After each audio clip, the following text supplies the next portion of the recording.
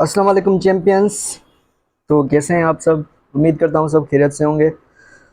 So once again here we are going to discuss the current electricity. ठीक है, जिसमें हम रजिस्टर्स की कॉम्बिनेशन में बात करेंगे, डिफरेंट टाइप ऑफ एमसीक्यूज की बात करेंगे, ट्रिक्स की बात करेंगे कि क्वेश्चंस को कैसे सॉल्व किया जाता है, या जो भी कंफ्यूजिंग।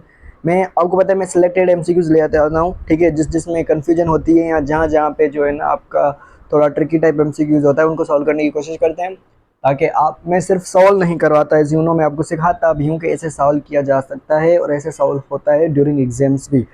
तो हम शुरू करते हैं, ठीक है, जिसमें ये जो एमसीक्यूज होते हैं इसमें मिक्सचर्स होते हैं, इजी भी होते हैं, थ्योरेटिकल भी होते हैं, हार्ड भी होते हैं, ठीक है, वो एक्सपर्ट वाले भी होते हैं। तो मतलब सारे जो है ना हम लोग जो है ना वो साथ करते चलेंगे। तो पहले एमसीक्यू की बात करें, the heat produced by current I in the wire of resistance R during the interval is. तो यहाँ पे पूछ रहा है कि कोई वायर है, ठीक है, उसमें रेजिस्टेंस आर है और करंट आए जा रहा है, तो उसमें हीट कितनी प्रोड्यूस होगी, ठीक है, उसमें हीट कितनी प्रोड्यूस होगी, ये आपका रेजिस्टेंस है। तो ये आप सब ने बुक्स में लिखा देखा होगा, ठीक है, कि H is equal to I square R T. H is equal to I square R T, ये जो होता है हीट का फार्मूला होता है, ठीक है। तो यहाँ पे आपको दिखाई दे रहा होगा B option is the right option, H is equal to I square R T. इसकी डेरिवेशन भी होती है, ओके, तो इसकी डेरिवेशन भी होती है, वो हम कर लेते हैं।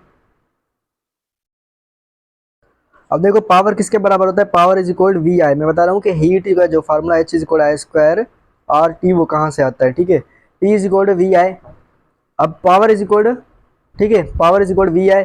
और आपको पता है पावर का एक और फार्मूला भी होता है, power is equal work done upon में टाइम। तो मैं यहाँ पर लिख सकता हूँ वर्क डन अपॉन में टाइम इज इक्वल वी आई और पावर, ठीक है।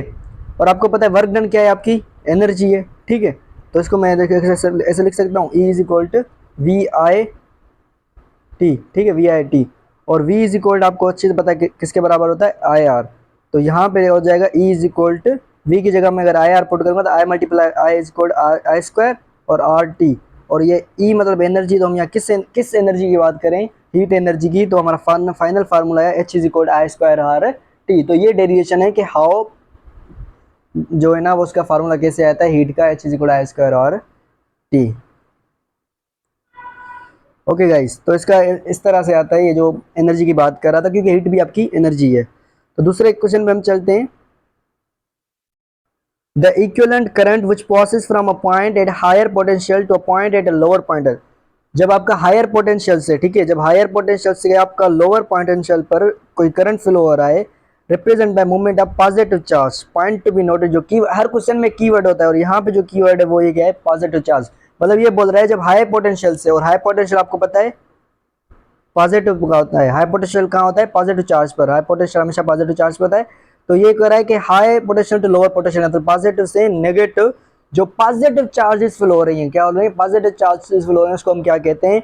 इतना बड़ी इसने स्टेटमेंट लेके, simply everyone knows the current which flows through the positive charge, that type of current is also known, इसका वर्ड इज कन्वेंशनल करंट। दो किस्म के करंट होते हैं, कन्वेंशनल और इलेक्ट्रॉनिक करंट, और जो पॉजिटिव चार्जेस की वजह से फ्लो होता है उसको हम बोलते हैं conventional current. Okay, so third one is if V is applied, potential difference across resistance R, then loss in potential energy per unit time।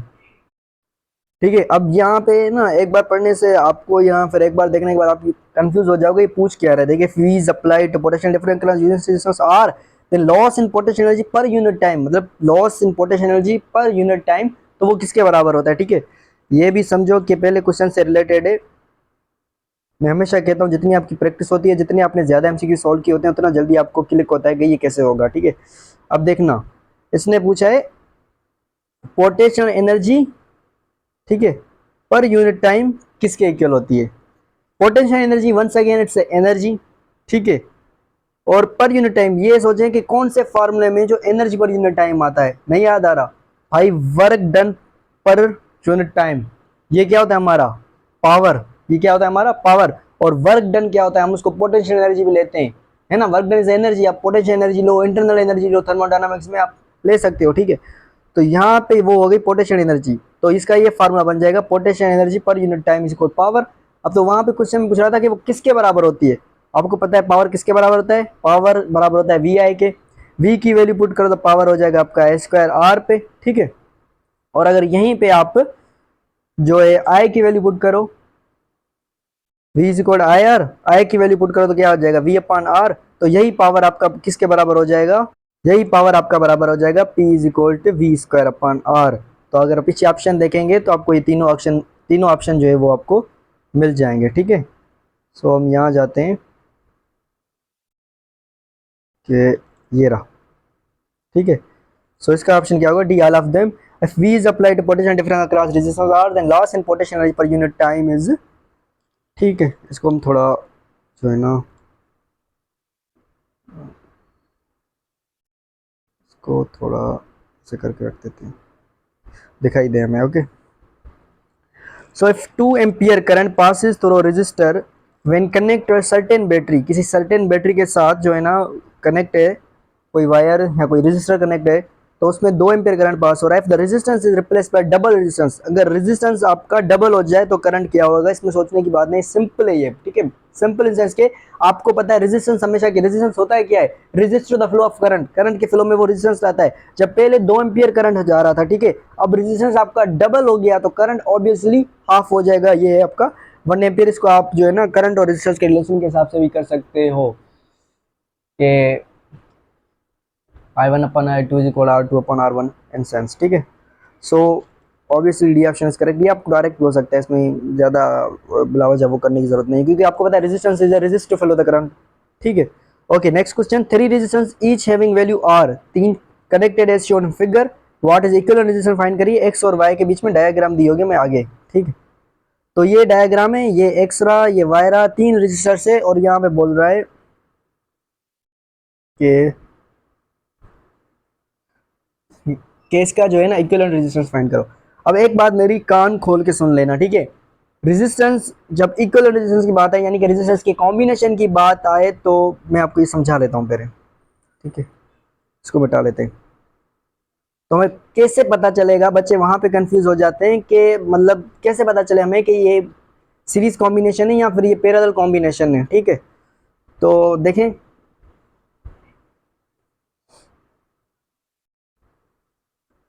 अब इसका इसका एग्जांपल लेके मैं आपको समझाता हूँ। ये कुछ इस तरह से था, ठीक है, और कुछ इस तरह से था। अब दो किस्म की होती हैं, सीरीज और पैरेलल, ठीक है। S for series, fee for parallel, जिसमें आपको मल्टी डायरेक्शंस दिखें करंट को जाने के लिए या रेजिस्टर्स को मल्टी डायरेक्शन दिखें आपको फ्लो के लिए, तो वो आपकी कॉम्बिनेशन होती है पैरेलल, ठीक है, मल्टी डायरेक्शंस दिखें तो। और जिसमें एक ही डायरेक्शन दिखे तो वो होती है आपकी सीरीज। अगर आप तो फॉर सपोज करंट आएगा यहाँ से ऐसे ऐसे, या फिर यहाँ से आएगा ऐसे जाएगा और ऐसे जाएगा एक। और पैरेलल कॉम्बिनेशन में और सीरीज में मतलब अगर मैं इसको, ये एक पॉइंट है ना और ये दूसरी पॉइंट है, अगर मैं इसको यहाँ से उठा के खींच लूँ और इसको यहाँ से उठा के खींच लूँ तो ये एकदम ऐसे बन जाएगा स्ट्रेट। तो ये एकदम कैसे बन जाएगा, ठीक है। इसको अगर मैं यहाँ से खींचूँ, इसको यहाँ से खींचूँ, तो ये वायर क्या हो जाएगी, स्ट्रेट। तो इसकी कॉम्बिनेशन कुछ ऐसे बन जाएगी। तो ये क्या होगा हमारा सीरीज रेजिस्टेंस, ओके। और पैरेलल में आप ऐसे नहीं कर सकते क्योंकि वहाँ पे मल्टीपल डायरेक्शन होते हैं। अब जैसे जैसे कॉम्बिनेशन आएगी तो मैं दिखाऊंगा।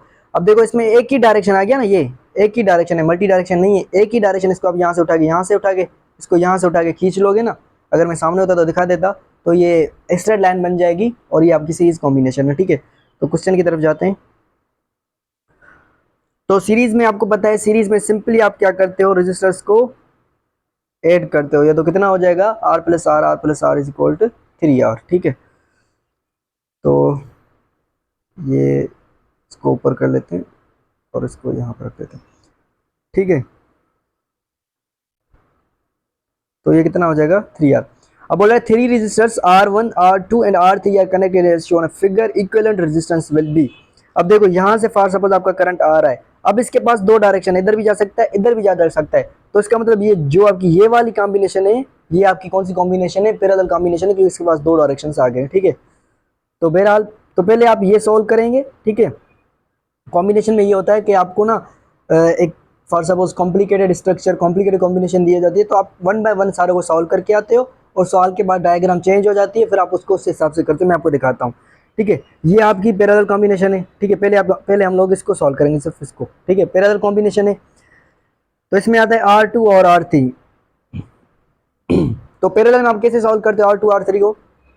आप सिंपली क्या करते हो, उनका एलसीएम लेते हो 1/2 प्लस 1/R3 इन्वर्स करके ऐड करते हो। तो अगर मैं इनका एलसीएम लूँगा तो R2 R3 ये मेरा एलसीएम आएगा, ठीक है। R2 R2 में गया तो यहाँ पे आएगा R3, ठीक है, और प्लस में R3 R2। और अगर इसको, क्योंकि यहाँ पे ऐसे होता है 1/Req, तो Req फाइंड करने के लिए इसको भी मैं इन्वर्स कर लूँगा, तो R2 R3 अपान में R3 प्लस R2, ठीक है।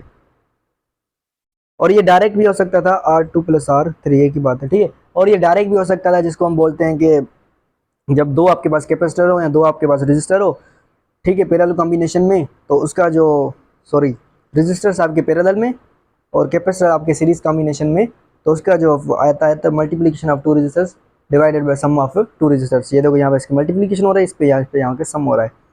तो आपको इस कॉम्बिनेशन का जो आंसर मिला वो है R2 R3 मल्टीप्लाई और अपान में R2 प्लस R3, ठीक है। तो इसको मिटा लेते हैं ऊपर वाले को,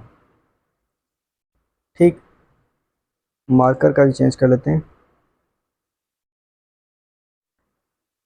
ठीक। अब ये आपकी कॉम्बिनेशन ऐसे बन जाएगी, ठीक है, ये और उसके बाद ये, इसको रुको, ओके। जो ये येलो वाला है ना, वो इस कॉम्बिनेशन का आंसर है। अब इसकी वैल्यू कितनी है R1, और इसकी वैल्यू हमने जो फाइंड की वो ये आई, मतलब अब इस रेजिस्टेंस की वैल्यू है R2 R3 अपान में R2 प्लस में R3, ठीक है, ये आई। अब ये देखो तो ये दोनों सीरीज में हैं, तो अब आप इनको क्या करोगे, सिंपली ऐड करोगे, ऐड मतलब, ठीक है, सिंपली ऐड, कोई इन्वर्स नहीं होगा। तो यहाँ पे प्लस की निशानी आ गई। अब यहाँ पे एलसीएम निकालो तो कितनी आएगी, R2 प्लस R3 एलसीएम आई। तो इसको जब आप सॉल्व करोगे तो R2 प्लस R3, अब देखो ना यहाँ पे भी एक ट्रिक है, R2 प्लस R3 इसकी एलसीएम आएगी, इसमें कोई इन्वर्स नहीं होगा क्योंकि REQ इसको हम डायरेक्ट यहाँ से ऐसे करते हैं, REQ is equal REQ is equal, ठीक है। तो अब ये सारा सॉल्व करने की जरूरत नहीं है, सॉल्व करेंगे तो सी ऑप्शन आएगा, मैं बताता हूँ क्यों सॉल्व करने की नीड नहीं है। अब यहाँ पे ऑप्शंस में देखें, किसी के भी नीचे R2 प्लस R3 एलसीएम नहीं है, ये सिर्फ इसके बीच में है, और जब आप इसको सॉल्व करोगे तो you will get the C answer, right, ठीक है। तो ये होता है, और सबको समझ आ गया होगा, ओके। उसके बाद हमारा जो नेक्स्ट क्वेश्चन है, 3 6 ohm resistors are connected as shown in the diagram, ठीक है। तो अब यहाँ पे देखें, अब मैंने एक बात बताई थी, पैरेलल कॉम्बिनेशन में मल्टीपल डायरेक्शंस होते हैं, यहाँ भी आपको मल्टीपल डायरेक्शंस दिखेंगे। और द सेकंड बात इज के जो है ना, उनमें कॉमन वे होगा, ठीक है। अगर वो थ्रू कॉमन वे से कनेक्टेड है तो this is also second tip to find a parallel combination, ठीक है। अब देखो कॉमन पॉइंट कैसे, कि ये जो दो रजिस्टर्स है, ये दोनों यहाँ से इस पॉइंट से कॉमन कनेक्टेड है, और बाद में ये दोनों वाले रजिस्टर ये यहाँ से कॉमन पॉइंट से कनेक्टेड है। ऐसे किस्म की कॉम्बिनेशन भी पैरेलल कॉम्बिनेशन होती है आपकी, सिंपल, ठीक है। और एक शॉर्ट की होती है जब आपके पास इक्वल, ठीक है, पैरेलल के लिए बता रहा हूं मैं, जब आपके पास इक्वल किस्म के रेजिस्टेंस हो, क्या हो, इक्वल टाइप के, मतलब इक्वल मतलब उनकी वैल्यू इक्वल हो, 6 6 6 2 2, तो आपके पास जो है वो फार्मूला आ जाता है R upon N, N shows number of resistors, ठीक है। ये शॉर्ट की है, जब इक्वल मल्टीपल रेजिस्टर्स हो और आपके पास इक्वल रेजिस्टेंस के हो तो R अपॉन एन आप डायरेक्ट कर सकते हो, और सीरीज के लिए होता है आप एन आर, और कैपेसिटर्स के लिए आप इसको उल्टा कर लेते हो, कैपेसिटर के लिए पैरेलल में बन जाता है एन आर और सीरीज में बन जाता है R अपॉन में एन, ठीक है, ओके। तो पैरेलल में अगर हम देखें तो R अपॉन एन, R हमारे पास कितनी है 6, रेजिस्टेंस की वैल्यू कितनी है 6, और कितने रेजिस्टर्स हैं 1 2 3, N shows number of resistance, तो 6 अपॉन 3 इज इक्वल टू 2, मतलब यहाँ पे हमारा जो इक्विवेलेंट आएगा वो आएगा 2, और हम इसको देख सकते हैं नेक्स्ट क्वेश्चन में, सॉरी मतलब नेक्स्ट पेज पे, D option is the right option, okay. तो गाइस ये रिकॉर्डिंग स्टॉप हो जाएगी, ये क्वेश्चन जल्दी जल्दी में कर लेते हैं। Which combination of 7 identical resistance क्या है, हमें जो सातों हैं वो सेम टाइप ऑफ रेजिस्टेंस के 2 ohm gives rise to resultant of 22/5 ohm. अब इस किस्म के जो भी सारे क्वेश्चंस होते हैं इसके लिए कोई ट्रिक या नहीं होता, इसके लिए ये यहाँ पे पता चलता है कि आपकी गेज पावर कितनी तेज है, ठीक है, आप कितना अच्छा जो है ना गेज कर सकते हो, ठीक है। तो इसमें गेस करना होता है आपको, तो हम ए ऑप्शन देखते हैं। ए ऑप्शन में 5 पैरेलल, तो आपको डायरेक्ट मैंने जो ट्रिक बताई कि R अपॉन एन, ठीक है, तो R की वैल्यू कितनी है 2 अपॉन में 5, और उसके बाद आपका आ जाता है दो सीरीज में प्लस में 4। ठीक है, अब आप यहाँ इसकी एलसीएम लेंगे तो एलसीएम कितनी आएगी इसकी 5। ठीक है, और 5 ये गेस करना होता है, आप माइंड में भी कर सकते हो, जिसकी कैलकुलेशन स्ट्रॉन्ग है, मैं यहाँ जानबूझकर करवा रहा हूँ। तो ये कितना आएगा 2 और प्लस में, ठीक है, तो यहाँ पे 1 कंसीडर करते हैं 1 5 तो 20 मतलब 22/5 और यहाँ पे हमारा फर्स्ट केस सही निकला, दैट इज ए ऑप्शन। आपको खुद को करने होते हैं, आप मतलब माइंड में करते हो यार 5 पैरेलल मतलब 2/5 दो सीरीज़ में, तो मतलब एन आर मतलब 4, हाँ ऐसे 20 आएगा 2 22, मतलब इस तरह से आपको करना होता है, इसमें गेज करना होता है आपको। ठीक है, ओके आगे, four resistors having resistance R is cut into 3 equal parts the equivalent of parallel combination. ठीक है, एक रेजिस्टर है, ठीक है, उसको आप 3 इक्वल पार्ट्स में कट करते हो तो उसकी जो है ना वो रेजिस्टेंस कितनी आएगी। ठीक, तो उसको देखें। ठीक है, फर्स्ट सपोज ये एक वायर है, यह एक रेजिस्टर है, एक ही काम करते हैं। ठीक है, वायर में भी रेजिस्टेंस होता है, फर्स्ट सपोज ये एक रेजिस्टर है, ठीक है, इसको आपने तीन इक्वल पार्ट्स में कट किया आपने, 1 2 3, ठीक है, यहाँ पे भी है 3, तो इसकी पहले वैल्यू थी आर। अब जाहिर सी बात है इसे ये 3 पार्ट्स में डिवाइड हो गया होगा ना, है ना, इसकी पहली वैल्यू थी आर, अब ये इसको आपने 3 पार्ट्स में डिवाइड किया है तो इसकी रेजिस्टेंस भी 3 पार्ट्स में डिवाइड हो गई होगी। तो आर का तीसरा पार्ट क्या होगा, R/3, R/3, R/3। और अभी ये पूछ रहा है पैरेलल कॉम्बिनेशन। ठीक है, क्या पूछ रहा है, पैरेलल कॉम्बिनेशन, है ना, और पैरेलल में मैंने आपको बताया हुआ है R/n। ठीक है, हमारा शॉर्ट फार्मूला क्या होता है R/n, और यहाँ पे आपकी R कितनी है, आपकी R है R/3, और n यानी कि नंबर ऑफ रेजिस्टेंस कितने, रेजिस्टर्स कितने, वो भी 3, तो R/9 is your right answer, so C option is the right. ठीक है, इसको मार्कर को चेंज करना पड़ेगा वरना ये जो है ना, the resistance of piece of wire is 12 mm। अब किसी it is bent to form an equilateral triangle, what is the equivalent resistance between two corners of the triangle. ठीक है, तो आपने एक वायर को जो है वो बेंट कर दिया इक्विलेटरल ट्रायंगल फॉर्म में। ठीक है, और इक्विवेलेंट ट्रायंगल किसका बोलते हैं हम, जिसके तीनों रेजिस्टर्स जो हैं वो एक जितने हो। ठीक है, मतलब सेम हो उसके, तो 4 4 4 12 का है, तभी आप इसको 4 4 में डिवाइड करोगे तो इक्वल आएगा। ठीक है, अब ये ट्रायंगल थोड़ा सा बना नहीं है, खैर, तो मुद्दे की बात करते हैं। जब भी ऐसे ट्रायंगल शेप में अगर आपको कैपेसिटर दे, ठीक है, यहाँ रेजिस्टर्स दे, यहाँ रेजिस्टर्स की हम बात करते हैं, जब वो आपको रेजिस्टर्स दे, ठीक है, तो ये जो ऊपर वाले हैं ना, ये इन दो को हमेशा आप सीरीज में लोगे, इन दो को हमेशा आप क्या लोगे, सीरीज में लोगे, और एक को पैरेलल में लोगे। जब इन दोनों को सीरीज में लोगे तो क्या आना चाहिए, आपको पता है 2R, मतलब NR 2R। ठीक है, दो रेजिस्टेंस है, मतलब इसका जो वैल्यू आएगा वो आएगा 8। अब कॉम्बिनेशन आपके पास क्या बन जाएगी, ऐसे। ठीक है, इसका वैल्यू 8 होगा, इसका होगा 4। अब ये क्या है, पैरेलल कॉम्बिनेशन में, और पैरेलल में मैंने आपको बताया हुआ है, अगर जब दो रेजिस्टर्स की बात हो या कैपेसिटर्स की भी, तो आप उसमें क्या करते हो, मल्टीप्लिकेशन ऑफ 2, इन दोनों की मल्टीप्लिकेशन करोगे तो कितनी आएगी 32, पीछे हमने ड्राइव भी किया था, और सम ऑफ 2, इन दोनों का सम करो तो 12, और इसकी आप निकालो जो है ना, क्या बोलते हैं, इसको सिंप्लीफाई करो तो 4 का टेबलेट 3 और 8 टाइम, 3 का टेबलेट 8 पे कितना लगेगा 2 टाइम्स, और 2 पॉइंट फिर कितने बचेंगे जो है 2, तो 2.66 आएगा, राउंड ऑफ करके हम इसको लिख सकते हैं 2.77। So D option is the right. ठीक है, तो अगर यही क्वेश्चन आपसे कैपेसिटर्स के बारे में पूछता है ना, तो आप ये जो ऊपर वाले हैं ना, इनको पैरेलल में लेते, इनको क्या लेते, पैरेलल में, और अगर ये रेजिस्टेंस का पूछ रहा है तो आप इनको क्या लोगे, सीरीज में लोगे। ठीक है, तो ये बात याद रखने की है। सो इसका ऑप्शन, इसका जो आंसर है वो 2.7 है। हम आगे चलते हैं। ठीक है, देखें तो ये जो अब इसमें पूछ रहा है total resistance between A and be in the given circuit is, ये भी पास पेपर यूएचएस में आया है 2016 में। अब इस डायग्राम में देखें कि ये तीनों जो हैं, सॉरी, ये तीनों जो हैं कॉमन पॉइंट से कनेक्टेड है। ठीक है, और दूसरा इनमें मल्टीपल डायरेक्शनल भी है ये तीनों। ठीक है, तो ये तीनों क्या है, पैरेलल में। और दूसरी बात नोट करने की क्या है, दोनों तीनों के पास इक्वल टाइप ऑफ मतलब इक्वल रेजिस्टेंस है, क्या है, इक्वल रेजिस्टेंस है। तो उसके लिए मैंने शार्ट बताया था R/n, पैरेलल कॉम्बिनेशन के लिए क्या बताया था, R/n, R शोज रेजिस्टेंस और n नंबर ऑफ रेजिस्टर्स। तो इसकी वैल्यू आप खुद ही बाइंड कर सकते हो, इसकी Req कितनी आएगी 5/3। अब इसकी कॉम्बिनेशन ऐसे बन जाएगी, जब आप इसको सॉल्व करोगे ना तो इसकी कॉम्बिनेशन बन जाएगी ऐसे मैं इसकी कॉम्बिनेशन यहाँ से बना लेता हूँ, ठीक है। चलो यहाँ पे बना लेते हैं इसकी कॉम्बिनेशन ऐसे। ये जो ऊपर वाला रजिस्टर है ना, ये आपका यहाँ पे आ गया 5 ओम, और जब आपने इसको सॉल्व कर लिया तो ये रेजिस्टेंस आ गया आपका यहाँ पर, और इसका वैल्यू कितनी है 5/3 जो आपने सॉल्व किया। अब ये दोनों क्या है, वंस अगेन अब इसको यहाँ से पकड़ के इसको यहाँ से पकड़ के स्ट्रेट करोगे तो ये स्ट्रेट बन जाएगा, इसके पास एक ही डायरेक्शन रहेगा।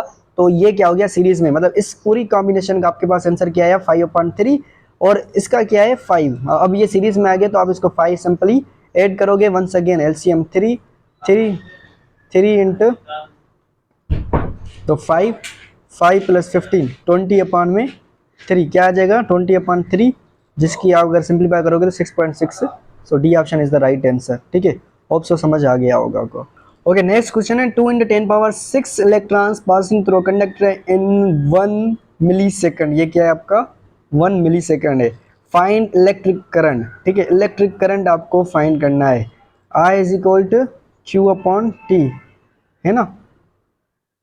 तो चार्ज, तो आप यहाँ पे क्या लिखेंगे 2 × 10⁻6 अपान में 1, ऐसा नहीं होगा ब्रो,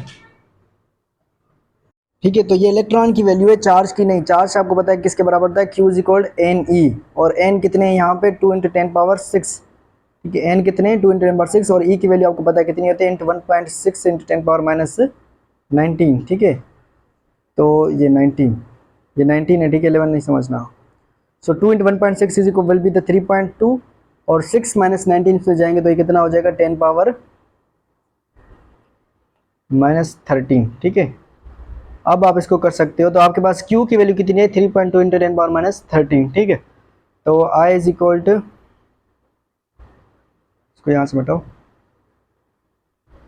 3.2 × 10⁻−13, और ये T की वैल्यू कितनी 1 × 10⁻3, और ये माइनस का 3 इधर जाके हो जाएगा प्लस का 3, तो इसकी वैल्यू कितनी आएगी 3.2 × 10 पावर, जाहिर सी बात है -10।